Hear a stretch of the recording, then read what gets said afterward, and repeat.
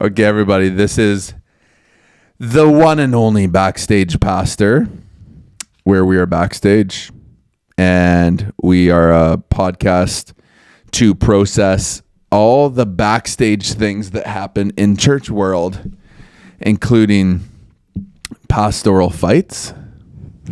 Vadim, sometimes we fight. Yeah. Vadim always wins. Yeah, sometimes we arm wrestle. Where we can process testimonies, different things that the Lord's doing. We can process the highs and lows. We can share stories that we don't necessarily have time to share on a Sunday morning or with our people. We can talk about things.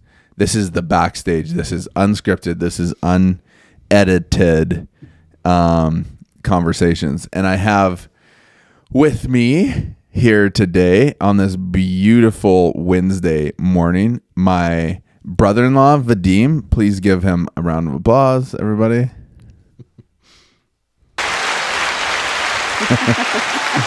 No, please sit down. Everyone who I have on here says that's getting old and to stop doing that. And it's a bit homeschoolery. And I have Vadim's wife, who is also my sister. I said I allowed him to marry her, and my dad did. Mary Yurchenko, and Vadim is he was our connections pastor, but we axed that because Erica became our connections pastor, and now he is our discipleship pastor. Oh, I was gonna say executive pastor. Lead pastor. Lead. We aren't certain, but yeah, Vadim does a ton of different stuff at Evangel. This mic is driving me crazy. I push it out and it slowly fades back. And Mary is our family pastor, and she has worked at Evangel before. What was that? 10 years ago? 11 years ago? Yeah. I think. With Tony and Sarah here. You were here before I started, I think. Yeah, just around that time. Yeah. And Vadim wasn't. Vadim started, I think, 7 years ago. Right. And so Mary is overseeing all things kids right now with the hope here at Evangel and with the future goal and hope for her and Vadim to move into family stuff. And they just have a deep passion for the home. What would you guys say? For the home, for the family, healthy families, healthy marriages, raising children. This starting in the home, not starting on Sunday morning. So Mary's been. We just brought her on a month ago or 3 weeks ago, I think. Yeah. And it's been super good so far. I've wanted to have them on the podcast specifically to talk about this subject of hope and life after hope. Just reading your book here, which we're going to talk about in a minute. And I have several questions for you guys, but I specifically want to talk about grief. You guys are no strangers to grief. I want to talk about unanswered prayer, or what seems like unanswered prayer. I want to talk about how to deal with when life doesn't unfold how you thought it would unfold, how to deal with grief in the moment, how to deal with grief after, years later now. And I think that this topic is super fitting. I mean, obviously there's lots of people are going through lots of different things, and some of our listeners might be, on a mountaintop right now. Just life seems to be amazing. And some might just be, it's the typical normal life feel. And for some, they might be really going through it right now. And for us, obviously we're all related, but we just lost our niece, mine and Mary's oldest brother's youngest child, Elizabeth. She was 18 months or 19. Yeah. Just so heart-wrenching and so difficult. I got to do the memorial and a bunch of family came up over to Alberta, and just so difficult, so hard. There's like it's there's just not really words to explain that kind of pain. And so this is what we've just been going through in the last month, and kind of going through as a church. And there's been lots of other difficult things happening in our church too. But I would love to like dive into, maybe we'll start with the story of Eleni, your second daughter, and what happened there. Just maybe like a 5-minute snapshot throughout the pregnancy, or 10-minute snapshot, and then what kind of happened. And then maybe as you go through the story, I'm just going to ask questions and process what was happening for you guys. And obviously this book that you were kind of writing throughout that time too, Vadim. But how'd it happen? You guys found out you were pregnant. Yes. And then? Yeah, we were excited, obviously. And this was our second child. So our oldest was about 1.5 years at that time. Salem Grace. Yeah. And so we were kind of going through a bit of a transitional season right then. I just started at Yeah, Evangel. you had just started at Right. Evangel. And Full time? yeah. And I was working at the pregnancy center as the director at that time. Right. So we were kind of just as the interim director. So it was kind of this interim season. But so my pregnancy was pretty good. And then around, what were we, 18, 19 weeks? When we just had a routine ultrasound. And I just remember the guy kept going, "Oh, it's this machine. Because they had a new machine there to do the ultrasound, and then shifting me to another machine, and then back to that machine. And we were trying to go somewhere, I think Edmonton or something. We're like, come on, can you get this figured out?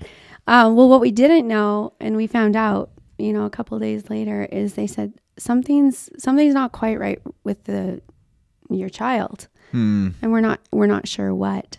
And so we were obviously shocked, but we're like, you know what? It's the machine. Right. We were pretty confident because we're like, they were trying to figure this machine out. So they actually sent me to Vancouver, do more testing. I think at that time they had thought that maybe she had Down syndrome. Yeah. Which was like processing that, like, oh, wow, this is not what we expected. Right. Yeah. But then when we got to Vancouver and had really got to the bottom of what was happening, is they said that she was growth restricted. So, I mean, so we heard many stories. Lots of people told us stories of their kids who were, a little bit behind. It didn't seem to be too serious to us. I mean, serious, but, so they said there's not really anything we can do until she's viable, which is 24 weeks. Right. And you were how far? We were about 19, I think, then. So we kind of just came home. We're like processing all of that. Like, we don't really know what's going. Started basically wrapping up our work and some loose ends because they told us you're going to need to move to Vancouver. And starting when? At 24 weeks. So 4 weeks from now. Yeah. 5 weeks. Yeah, 4 or 5 weeks. Yeah, and the doctor on the phone said, he used the word extremely growth restricted. Yeah. Which means this is unusual. Salem was growth restricted. But Eleni was extremely, and they said, we don't know if she's gonna survive until you guys come to Vancouver. Wow. So crazy. be prepared. He just said you have to be prepared that she might not live. And so that was the longest. Yeah, 5 weeks. 5 weeks of just waiting. And You knew right. You didn't know anything. It's no, like and just kind of doing our normal life and trying to prepare. Because you felt fine. To move away. I had a really healthy pregnancy. I felt really great. So we basically moved down to the Lower Mainland to be monitored. Vadim was working at a distance for a while there, a little bit. And just kind of this season of like up and down, and we would go and be monitored, and she would be growing and everything, but we would go like 3 times a week. We were living with my brother and sister-in-law down there until the point they said I needed to be hospitalized because they want to monitor daily or twice daily. So just kind of everything became more intense as the time went on. But so that was starting from 18, 19 weeks. And then she was born at 29 weeks. Oh, crazy. I didn't know you'd made it that long. Yeah. So it was quite a span in there. And I mean, it was quite a journey and like just a lot happening for us as a family because we had Salem down there. Yeah. And she's 18 months or whatever. Yeah, we're juggling. Well, she just turned 2 and we're juggling trying to parent her. And then I was in the hospital and Vadim was with her and trying to come visit and just all the things and the ups and downs. They would be prepping me to have a emergency delivery and then decide not to. I think that happened Crazy. 2 or 3 times. So just tons of emotion, throughout that whole period until the time when she was delivered. They just by monitoring, they said, okay, now it's time to deliver. We see that, she's not growing anymore. The blood flow through the umbilical cord stopped, or I guess slowed down. Just kiss your mic there. Slowed down. So that meant that, if there's no nutrients coming, the baby cannot live inside the womb without that. Right, and they were trying to get as long as possible inside the womb before pulling her out. Right, yeah. So she was born by emergency cesarean, and she weighed 1 pound and 2 ounces. That's insane. Yeah. So but it was actually crazy because I was like, what is 1 pound, 2 ounces? But when you saw her, you're like, oh, she's this fully formed little girl. Right. She's just tiny. Little. Yeah. She's just tiny. Because she was 29 weeks, which, at that point they would usually be much bigger than that. Right. And so she had all of the, she was just like so alert, and it was just, crazy. That's crazy. That fits in your hand. Yeah, literally. Yeah. She was right there. That's wild. What was it called when you would hug her in the... They would call them hand hugs. Hand hugs. You can't really hold the baby that small. Like you have to have like probably six nurses and doctors kind of helping you because there's so many tubes. Right. So all you could really do is just hand hug. So you basically put your hands on the baby and then they feel safe. It's kind of like a womb for them. Yeah. Protection and safety. Vadim did that yeah. That was his crazy. Like you would do that for a lot of time. Yeah, he would just be sitting there. I did too. I think it was a lot harder for me in that season because I just had a cesarean. Yeah. So just even maneuvering in and leaning over and all of that was also challenging. But this is Vancouver NICU. This is actually in Surrey Memorial. Oh, okay. Yeah. So we were transferred over there. But yeah, I think so. So we went from when she was born, then for 2 months, we were in the NICU with her. Yeah. And she was growing and lots of hope. And I mean, we had so much support. I know at the beginning, at first we're like, we're not going to tell anybody. Like, I mean, just our family and that's it. Tell them what? That what's happening with her. Right. Like the complications. We just felt so vulnerable, I think, and like we don't know what's gonna happen, and then almost like immediately. What were the doctors saying when she was born? Like, were they quite hopeful at the start? Yeah. Everyone was like she was defying all the odds. She wasn't Down syndrome. She wasn't any of the things that they said she possibly could all be. the things that they had said she could possibly have. She didn't have. Like she was this healthy little girl, just small. And they were always saying she's defying the odds. She's a fighter. Like there's lots of, hope for sure. Right. From the medical team as well. Just even how long she was able to stay in utero. That was a huge bonus that she was that old. By the time they're that age, the percentage of survival is like in the, in those few weeks of time, I think it goes up to like 80-90%. Crazy. So from, when they're 22, 23, 24, 25, 6 weeks. So, yeah. So at the beginning, you didn't want to tell anyone because the risk was still very high. Yeah. Well, more like in our journey, probably when she was before she was born.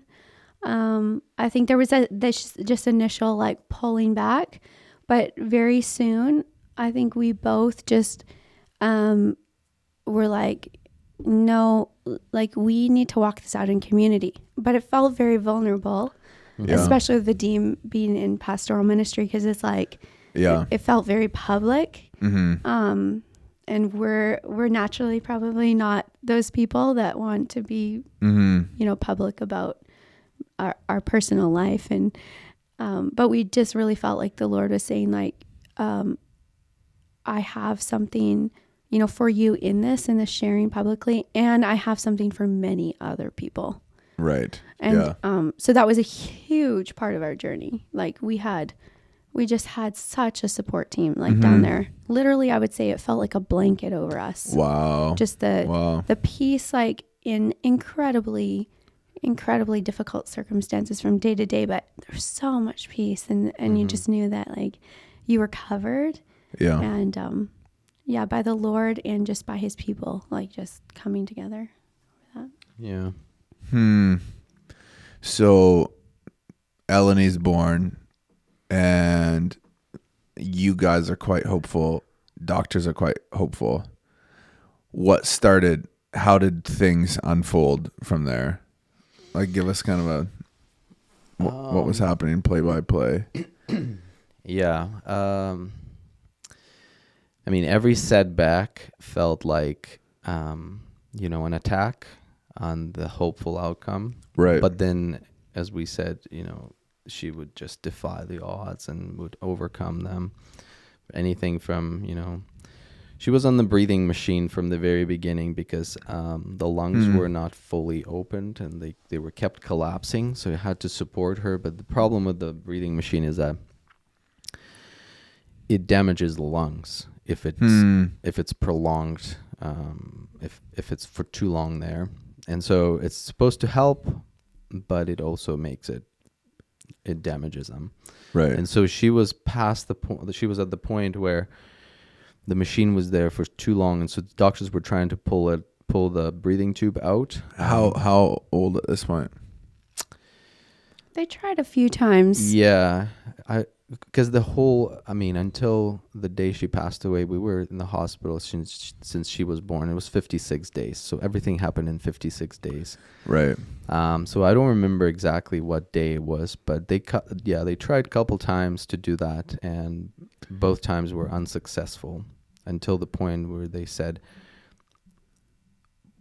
she can't breathe on her own. So you have to. We can't do anything here. So they said, we can try to transfer you to a better hospital, which is Vancouver Children's Hospital, but she'll have to fly.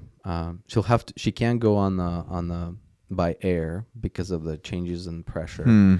So it would be detrimental to her. So she might need to go over by road. How come? Why didn't they start you guys in Vancouver Hospital?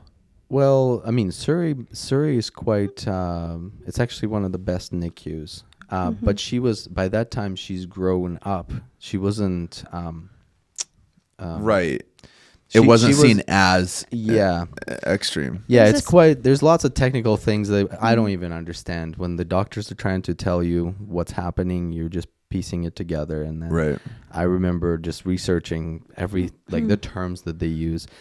There's something with the heart also that she needed almost like a surgery on the heart because the heart is connected to lungs, and so during birth there's a valve that closes the blood flow to the lungs. And anyways, there's just I'm not a scientist, but basically her lungs and heart they were not in sync, and so the lungs ended up being damaged by the machine because they didn't open up and were not able to breathe on their own. And so when doctors are trying to explain, you're like, you don't know, until they say, we've tried everything. At which point you say, no, you haven't. Did that shock you when they said that? Oh, absolutely. Like you didn't think it was that far? I think, I mean, going in, you just think you're with these specialists of the specialists. This is a teaching hospital. Yeah. And even I think they were going to transfer to see a heart specialist because of the damage done to the heart by that point. So that's what the conversation was around that. But you definitely feel like, you're in this place where we're not in this tiny little center. You have specialists of specialists. These are the best of the best. And all of a sudden they're saying they can't do anything. You're going, yes, you can. Yes, you can. Yeah, you're as a parent, you're supposed to know all of this. Yeah. But I think definitely for us learning in that to really honor the medical system and what they do know, and they do know a lot, and they know a lot more than us. I think that was hard for us. Maybe more Vadim, struggling through that. Like, I'm going to research this and we're going to fix her, you know? Right. But then just realizing they do have a lot of training and understanding in that. But even in that, they can only do so much. Like, God really holds your life, Yeah. Like it's your life is a delicate balance and held in the hands of God, ultimately, Yeah. And I think doctors know that. Out of all people, they know that. They don't say it. Right. But they know it. And see it all the time. All the time. Where it gets out of their control. So leading up to when they said, we can't do anything else.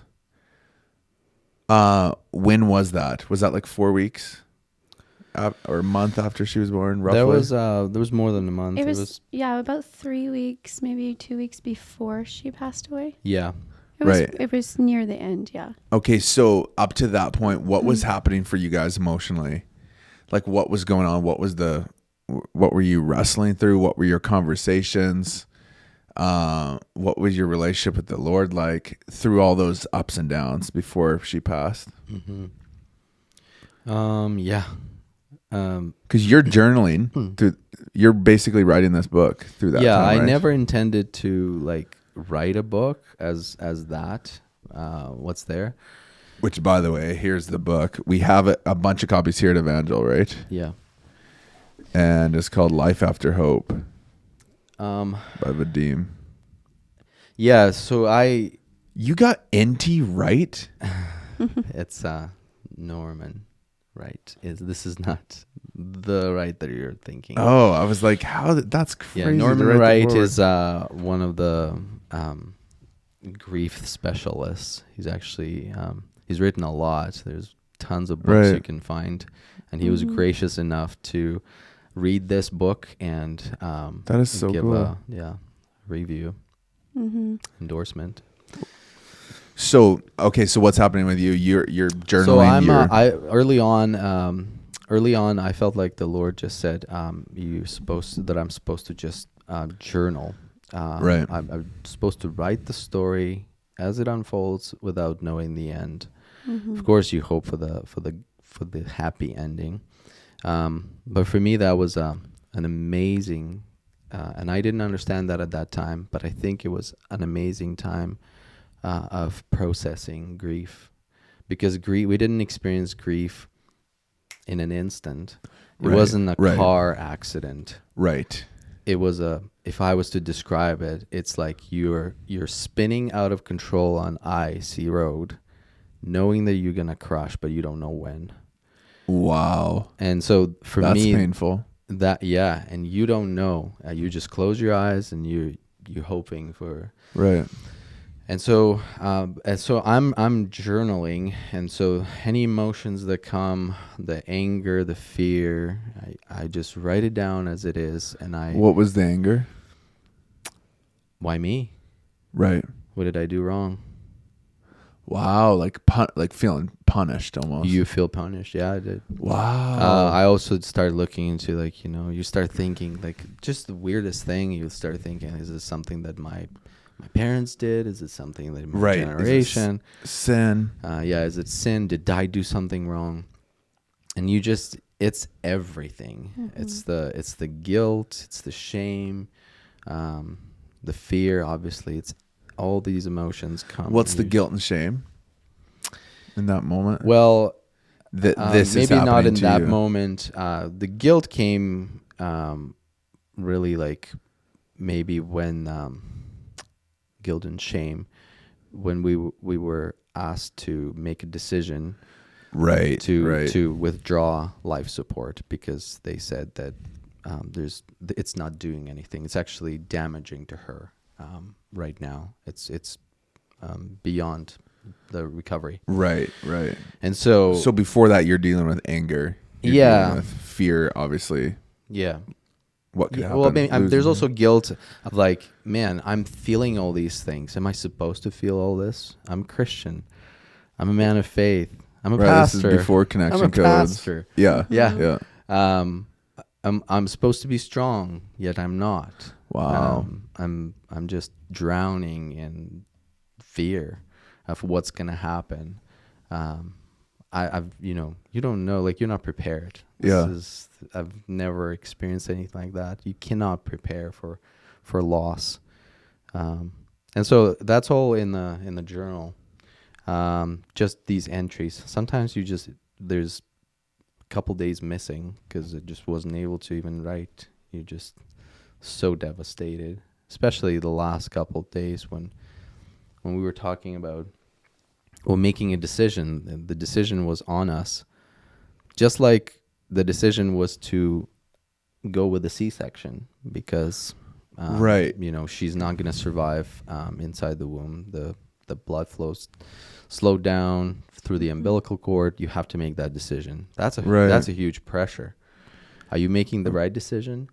Right. Okay. Before we get to that decision, what was happening for you, like, emotionally? What was going on? Like, you on our way actually to see Dave and Rosie, our brother and his wife, with Elizabeth, you processed with me for 2-3 hours, or just shared kind of the whole story, and you were sharing the emotions and the highs and lows as it got worse and worse, and the alarm bells are going off all the time for your child. You're eating meals. What was kind of share a little bit of that?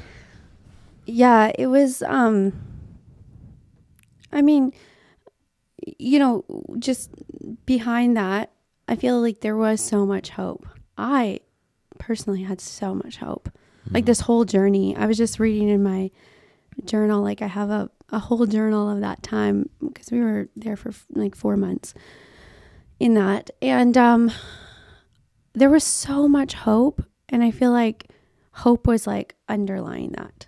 So then when you would have these other emotions, sometimes, it was hard to know what to do with them. And I don't think I really knew how to process what was happening, but I felt a ton of guilt, like, probably from the time we found out there was something wrong. What have I done? Like, when you were pregnant? Yeah, when I was pregnant. Yeah. Because I'm the mom. I have this baby, and I'm like, I feel healthy. Wow. Like, I feel strong. And I'm like, my baby's not healthy. Yeah. And like, do I need to eat more?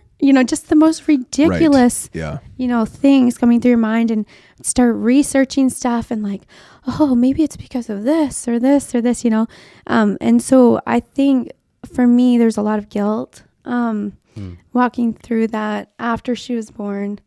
I was also recovering from having a baby, which that was my first cesarean too. So it's just a whole new experience. There's just a lot of new experiences while walking through this process. And pumping milk. I was pumping milk that whole time. Right. Since she was born. Since she was born, yeah. And the doctors were telling you. Yeah, the doctors were saying too, and they were feeding her the milk through the tube.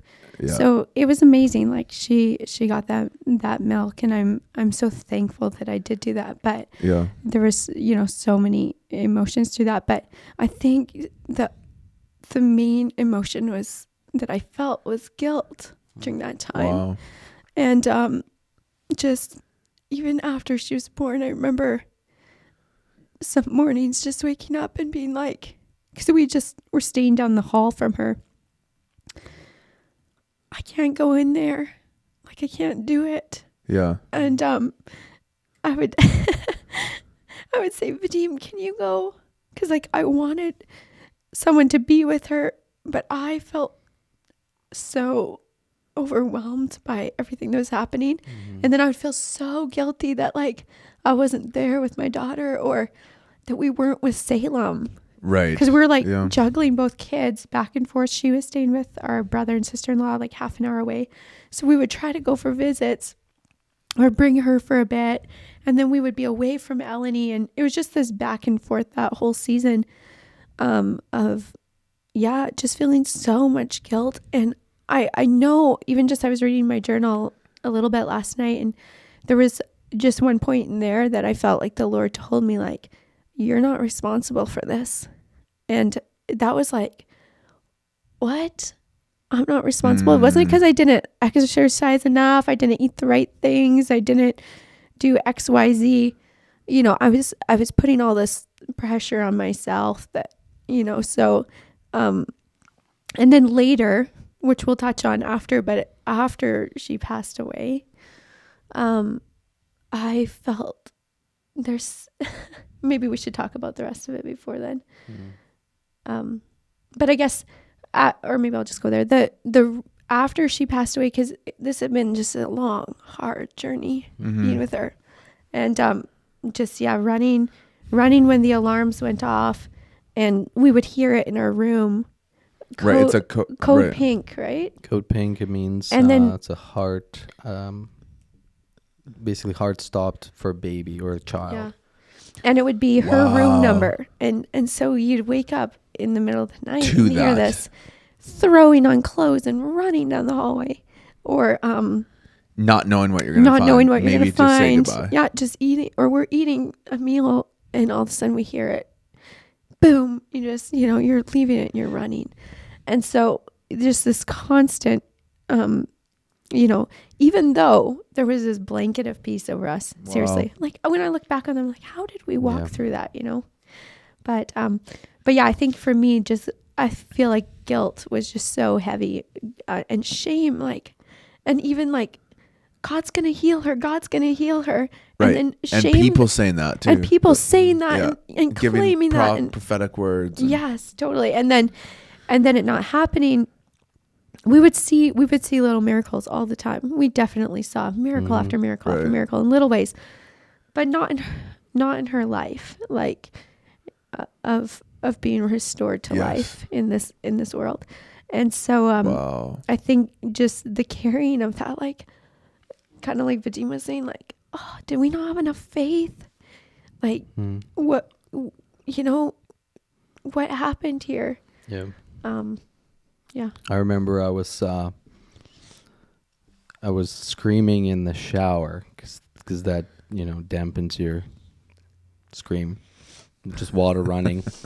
And that's the only place I could scream. Were you able to get outside, by the way, at all during this time? Yeah. Right. So you could go for walks and you could, and we did. Right. We had to leave. It was so intense. And the doctors always told us, we will take good care of her. And it took time to like trust them that actually they are taking care of her. They are as though you're helping. Yeah, as if like you're helpless when the swarm of doctors and nurses and breathing therapists are doing CPR. You are out of the room praying. You're praying and you're just waiting. You cannot do anything other than pray and hope. But they are taking care. So yeah, we could leave the room, and I just remember just vividly screaming in the shower. Wow. At God, and I was, I think I'm sure it was anger, but I told him, if you're testing me, know this, that I will not back down.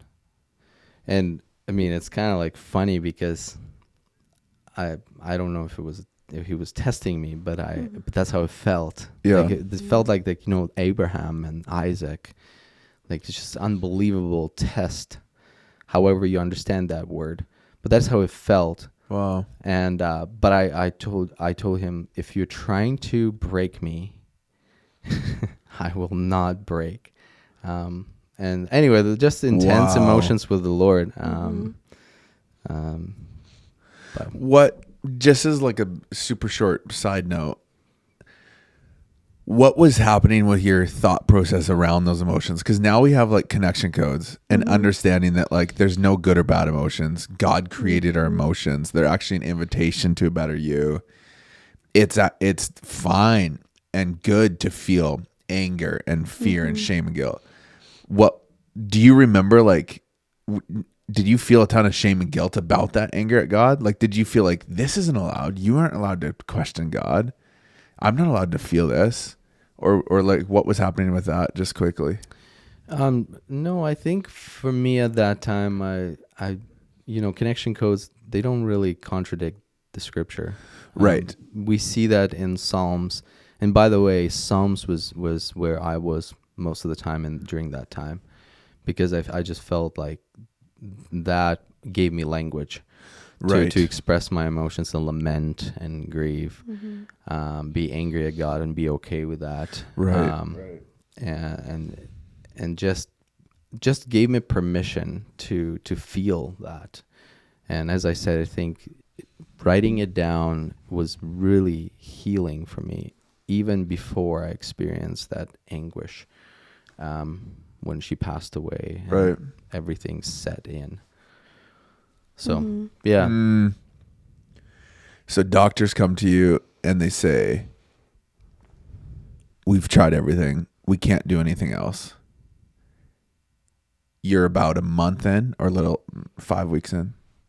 Yeah. Probably further. Yeah. 6 weeks, 7 weeks. What happens from there emotionally for you guys? What happens for her? What are the doctors doing? Yeah.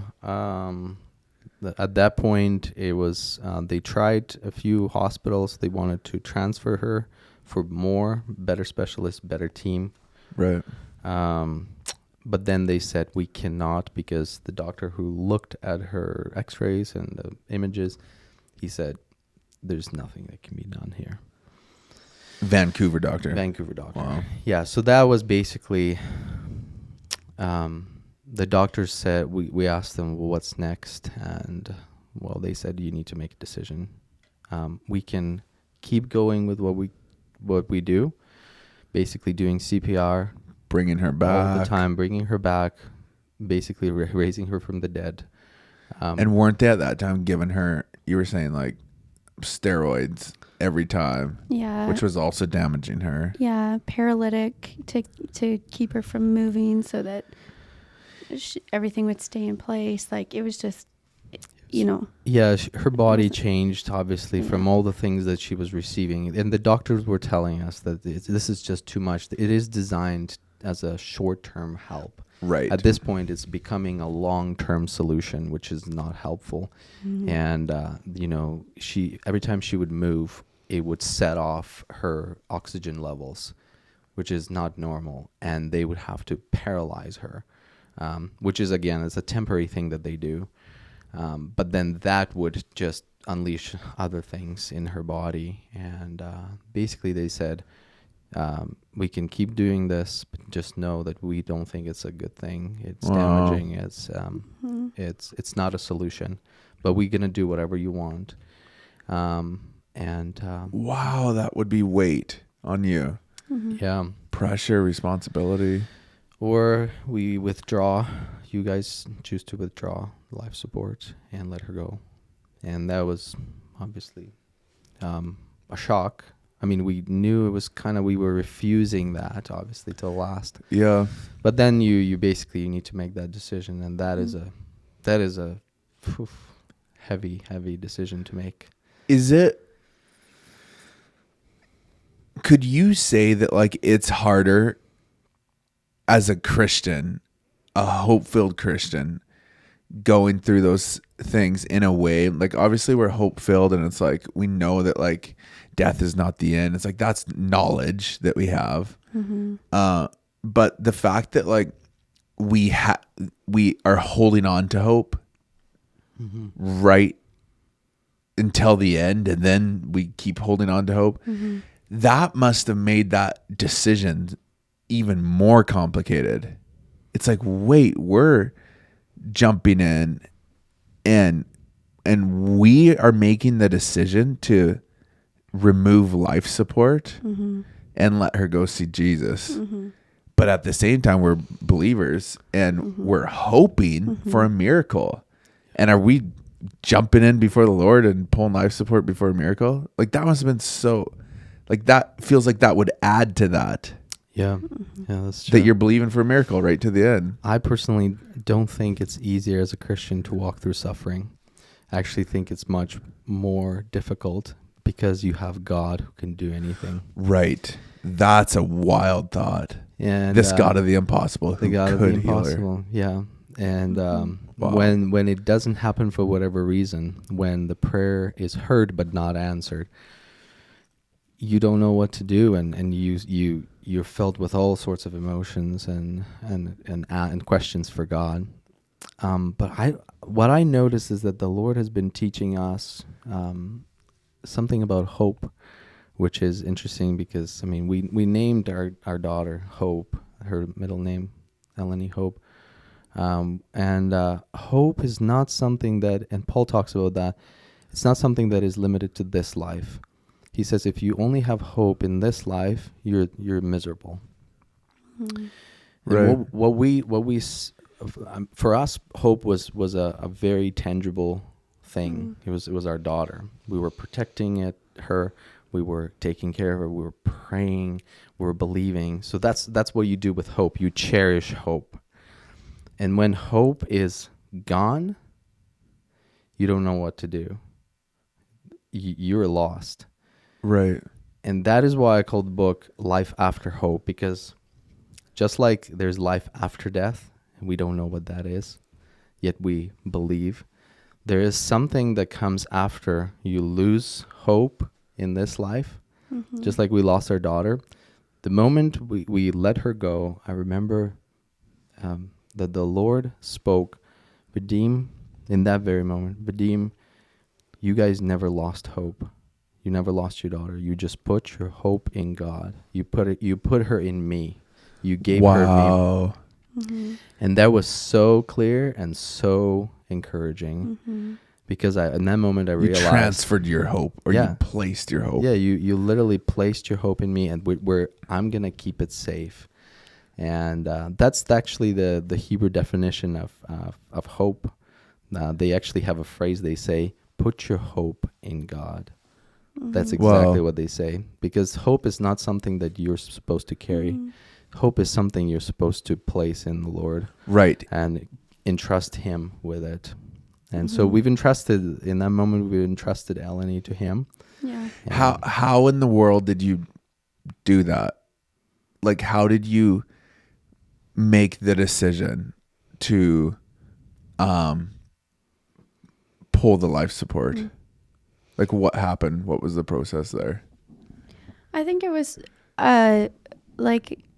it was a process of like coming to this realization that, okay, like they can't do anything for her.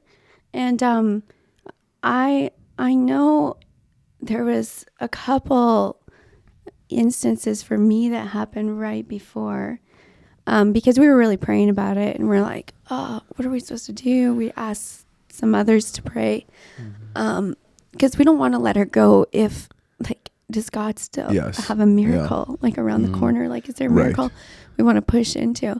And so I know, like, one morning I woke up and I could hear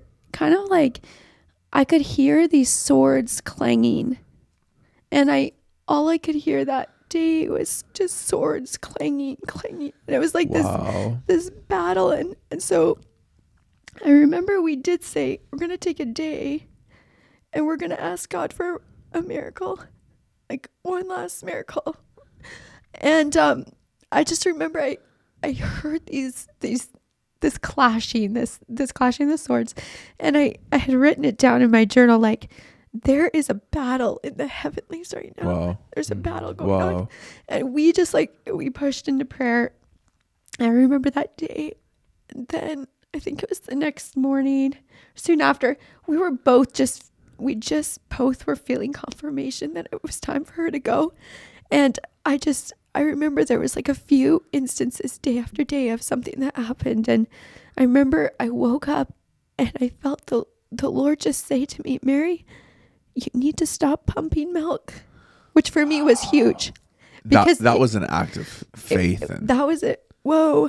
Because it was an act of faith to be pumping milk and hope, through this journey. And I felt him say, it's time to stop. Wow. And so Mary. I slowly just started backing down. And then I think the next day it was within a couple of days there, we just both felt confirmation that it's time to let her go. And if God wants to do a miracle, he is not limited by us choosing this. Right. And so I know we spent we kind of let the doctors know our decision. We spent a last day with her. It was a beautiful day. We held her. We just were with her. And I remember that moment when they took the breathing tube out of her.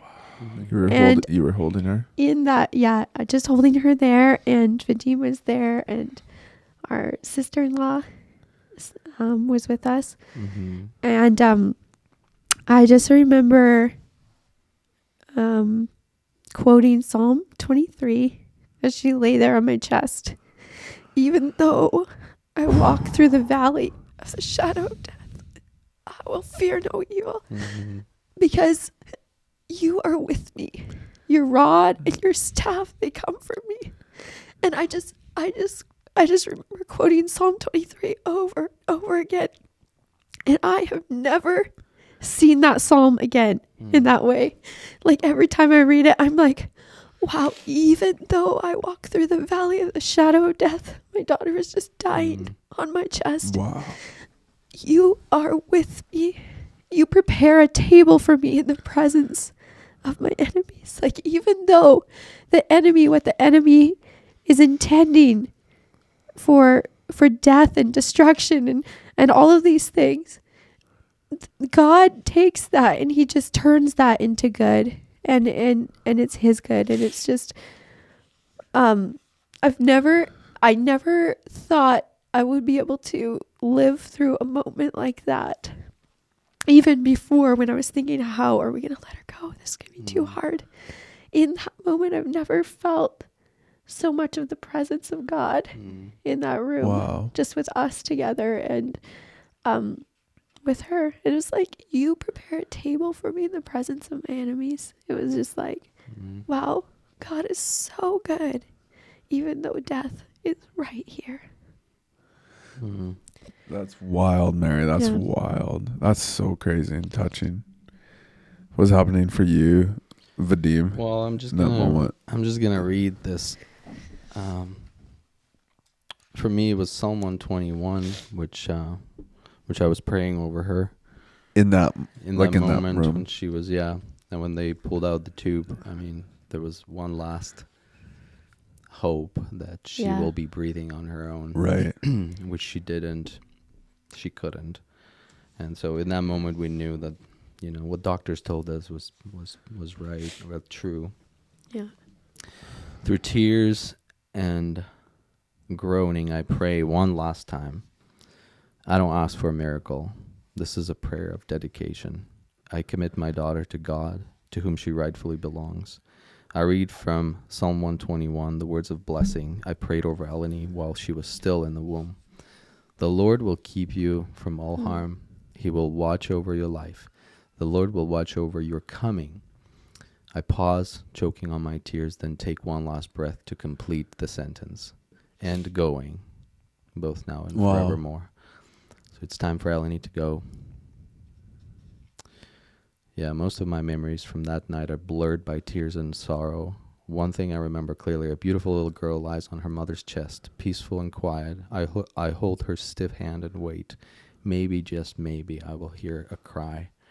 But all I heard was silence, which was the sound of hope gone.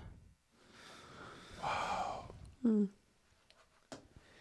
Yeah, I think everything, the language of lament and grief and hope, everything is found in Scripture.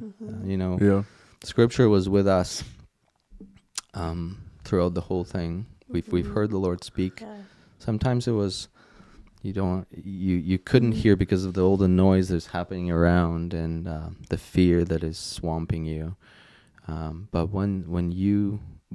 he was there. We know it. Mm-hmm. He was with us. Sometimes silent and sometimes crying with us. But we know he was there. Mm-hmm. Wow. That was so crazy. Mhm. She was 56 days old, right? Mhm. Yeah. What happens then? Like there's been so many little miracles. There's been so much prayer, so many prophetic words. Mm-hmm. And even prophetic words that she's going to be fine, right? Yeah. What happens now? Like literally, what did you guys do after that? And then what's happening emotionally there for you? Literally, we literally went to sleep because it happened at night. Mm-hmm. We left her body, which was immediately like we knew she wasn't there. It was so clear. It was just a body that is waiting for a resurrection to happen. And we went to our room in the hospital, Ronald McDonald House, and my brother-in-law Mark came. He didn't make it, but he was there right after it happened, and we. It's hard to remember everything that happened, but just remember we went to sleep, and when we woke up, we just quietly packed our bags Yeah, we kind of ran away. and almost ran away. We didn't want to see slept anyone. that night though? We did. Oh, yeah. think, I'm yeah, not somehow sure. we fell asleep. It was you still would wake up and Right. just think, am I supposed to go to that room? Because Right. that's what I was doing for 56 days. I would just constantly wake up and go, come back, go, come back. But I didn't need to do this anymore. And so just kind of, it's a fresh news. She's gone. So we woke up early. We didn't want to talk to anyone. I think we were so exhausted. And we just packed our bags. And I think I saw, one last person I saw was a mom of a boy who was also born with brain damage, and she still stayed with him there. She was basically, I hugged her and said, stay strong, because he was still alive, but he was not doing well. Mm. And we left. We went to Whistler. We picked up Salem, and we felt relief. Right. Which was strangely probably. a strange emotion and feeling, because you all of a sudden you feel guilt for feeling it. Like, I'm not supposed to feel that. Yeah. Because relief is in the family of joy emotion in some ways. But there was relief that it's over for us and for her, that suffering is over for her, that Right. no longer. But also for us, it was like, now we can sort of be together, be with Salem, because we've been away for so long. And she didn't understand what was happening, really. She always thought that Eleni was sleeping. Right. And we just kept telling her that she's sleeping now. Yeah. Yeah, so we went to Whistler for a few days and just spent time as a family. Went into mountains and hikes and played together. Yeah. Yeah. Wow.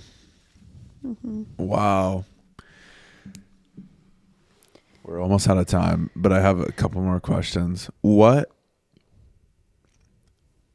happened with your relationship with God through that time and after? Because at her memorial up here, Tiana led worship, I think, and you guys specifically wanted to sing the goodness of God. Mm-hmm. Like, why? Because that would have been a fork in the road to, like, you could continue to believe in the goodness of God, or B, you could walk out at that moment and turn away. Mm-hmm. Why'd you choose to believe in the goodness of God? Like, what was happening for you? What changed in your relationship with the Lord in that time? Yeah, for me, I think it was just that whole season was just a sweet time with the Lord. And like I have journals of just writing down my process, and he was so close. It just felt like you could hear him. Even sometimes when you felt like, I don't know what to do, he was so close.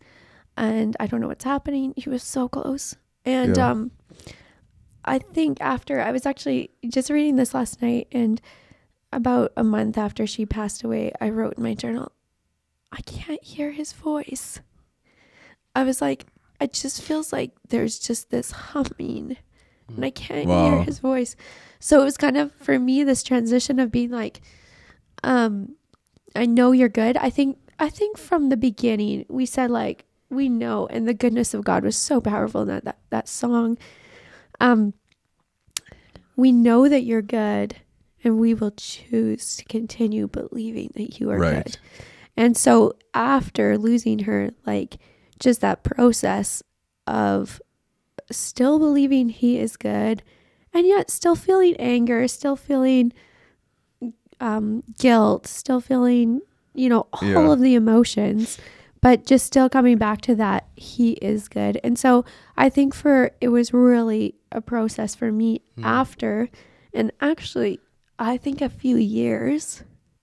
I mean, we're still processing grief. Right. That's the thing with grief, is like, it's not like one and done, or, some people would say, so are you back to your normal life? And we're like, there is no normal now. Yeah. Our life isn't normal. We're missing a child. Yeah.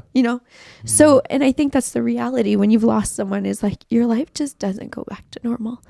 And you have to learn, what your new normal is, what the new life is. But just, I think for me, like, walking through that process, and I went through a lot of health problems after that, which I think my body feeling just a lot of things. But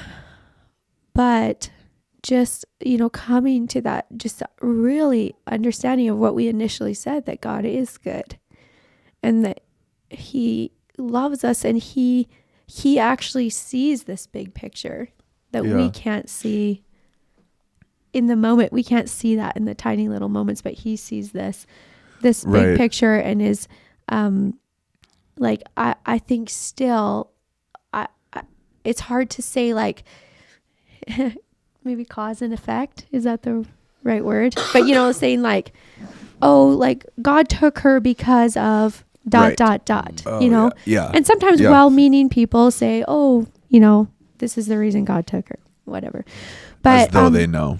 Right. But it's like, I think we will not fully know until we are in the Lord's presence one day, like, and fully understand, what was going on, but just to still know, that God is good, and God still heals. Like, for me, was just this massive process of being like, oh, I don't even want to pray for healing for people, because I'm so afraid that it's not going to happen, and what's going to happen. And then I'm like, well, what happened with me when I prayed for healing and it didn't happen? Yeah. It actually it drew me closer to the Lord. So it wasn't like this, that, shifted my direction. Yeah. Yeah. I mean, for me, why we chose that song I think for me, maybe it was, I mean, we love that song. It just speaks truth, even when the circumstances of life don't seem like it. There's only one constant in this universe, and it's Lord and his character, which is goodness. But I think for me, it was maybe, it wasn't for my sake. I was saying those words. I know it. It wasn't for my sake. I was singing that song. Maybe if you remember when Jesus was praying to the Father, he says, "I'm not saying this for my John sake 17. or your sake. I'm saying it for the sake of those who are here." Yeah. I think maybe it was sort of like that. We just wanted the goodness of God to be heard and declared and seen. It's all about him. And even though we don't understand, and it is painful. And I think you want to intellectually understand what is happening. Make sense you of want to it, make sense of it, and we as people, we are drawn to make sense of things, make meaning, and you know, we will say things like, "Well, it's all for the good. The Lord has His plans." He does. What we forget is to actually sit in pain and understand what it means to feel pain, which is what the Lord is familiar with. Jesus has experienced pain, and if we avoid that, I actually believe that grief is the dark side of love. And if God is love, that is another side of love that you haven't experienced until you lost someone you love. Wow. And disciples experienced when they lost Jesus. Every person on this planet will lose someone eventually. You will lose someone or something that you deeply care or love. And unfortunately, our culture is so grief defiant. We don't understand it Or removed. So we try to remove ourselves from it and just kind of put guards around it and around happy and joy. There's so much depth to that, to experiencing that grief and actually embracing it. This is something to be embraced. Yeah. This is not, you cannot escape it. Let's just be clear. You cannot escape loss and grief. Right. And so our response should be, well, what are we supposed to do with it? Yeah. And maybe we're supposed to feel it. It is interesting when Elizabeth passed away, I sent the next morning a message back to the intercessors here at Evangel and just saying like, and for me, this wasn't even losing my child. This was losing my niece. I can't imagine for my own child, because that was so painful for me. Like I texted Tiana at some points. I was like, I just need to come back. This is like, it feels unbearable for me as an uncle. But just was saying, you know, sent a message to the intercessors the day after Elizabeth passed that we don't understand it, and we're going to continue to believe in the goodness of God, even though you don't necessarily feel it, but you know it, you know. It was almost like you don't know what else to do. You don't know what else to do. We have to. We have to. And then I said, I just have a couple more questions for Jesus in the secret place. And you do. Or when you get to heaven, you know? Yeah. What would you guys say, just lastly, to someone who is in a hopeless situation or has experienced hopelessness, a loss of a loved one or cancer or a estranged relationship, or just, you know, going through a difficult time right now? What would you say to them? What kind of hope would you give them? I would say, I mean, it's hard because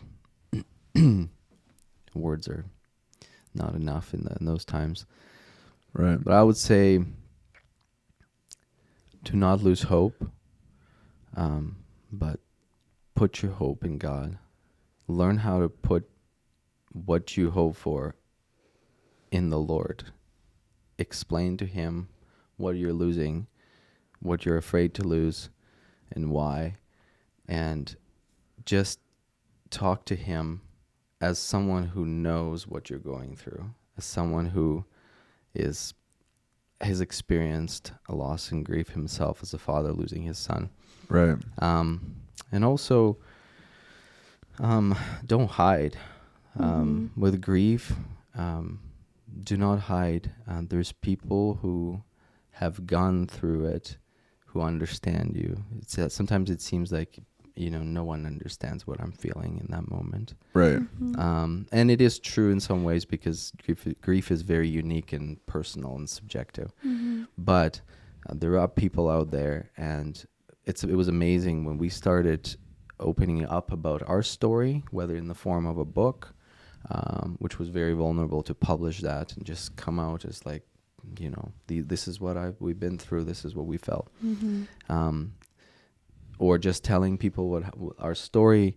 All of a sudden we started hearing other people saying, oh, I lost a child. Oh, I had 5 miscarriages. Oh, we lost a son when he was 16. And you don't understand. Didn't know that before. None of those stories were in the open, and all of a sudden they're coming out, which I think is a healthy thing.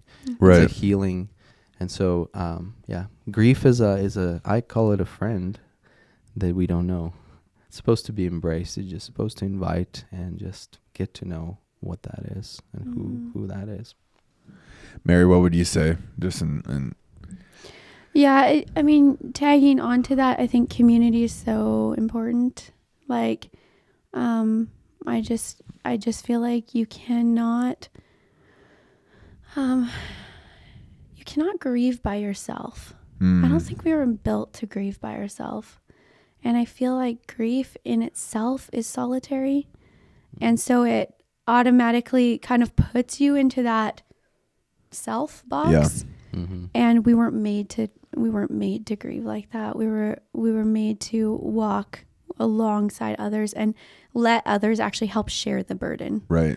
And so I think there's just so much value in, for someone, walking through hard things right now, is to reach out and start opening up. It takes vulnerability, but sharing that. And I think not being afraid of the pain too. I mean, these are things you really touched on, but to feel pain, like it's okay to feel pain, and it's okay to have really hard days, and it's okay to process that through. I think what is detrimental is if we think that we just need to have joy. Right. We just need to have joy again. I just need joy in my life. And sometimes there's some truth to that. Yes. Yeah, we want joy, but sometimes it's just being able to sit in that pain and process it. I think journaling is like amazing.